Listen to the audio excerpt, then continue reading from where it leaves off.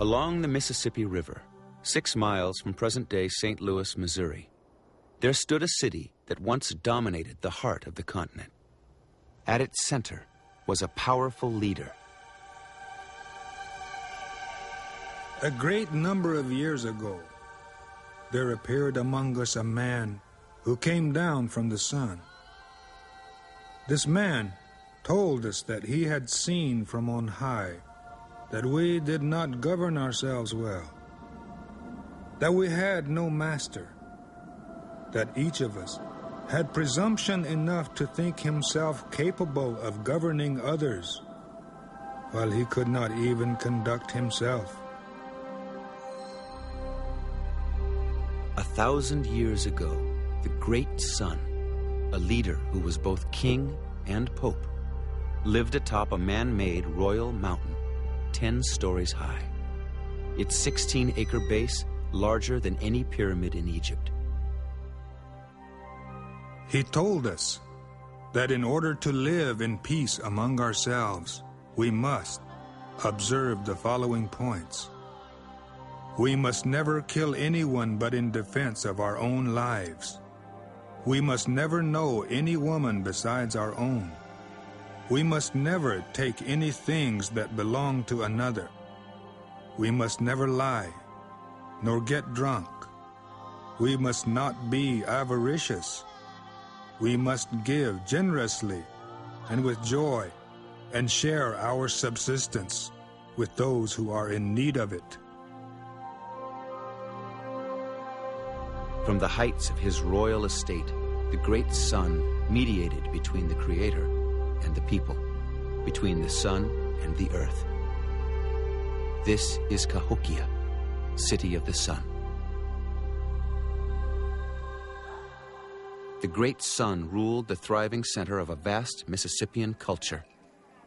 Outside the walled city, communities of farmers, hunters, and fishermen stretched for miles, surrounded by fields of corn. With 20,000 residents, no city in the United States would surpass Cahokia's historic size before 1800. Only then would Philadelphia's population eclipse the ancient center.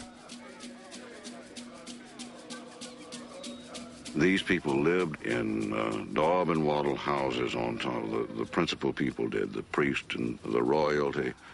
They lived in very substantial houses, not teepees. Not teepees. Teepees, Western Plains people. Down here they lived in houses. They were sedentary, they were farmers, they used the rivers and the bayous and the streams as not only for commerce, but for sustenance as well. With the Mississippi and other major rivers as its highways, Cahokia was linked by trade to a third of the continent.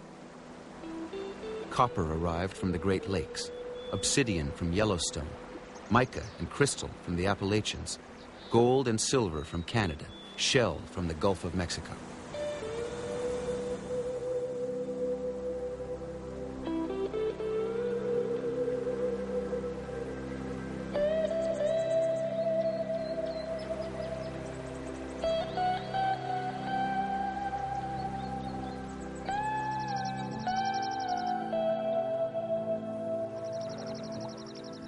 Look at these old live oak trees that have seen so much pass by them.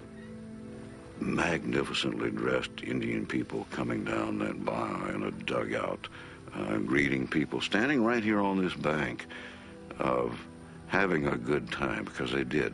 You know, Indian people have always known how to have a good time. And there would be a feast prepared. The women would put the corn together. They'd make sofki.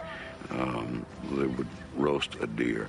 The people would bring gifts. You never go to an Indian's house without bringing something. That's as old as the sunrise.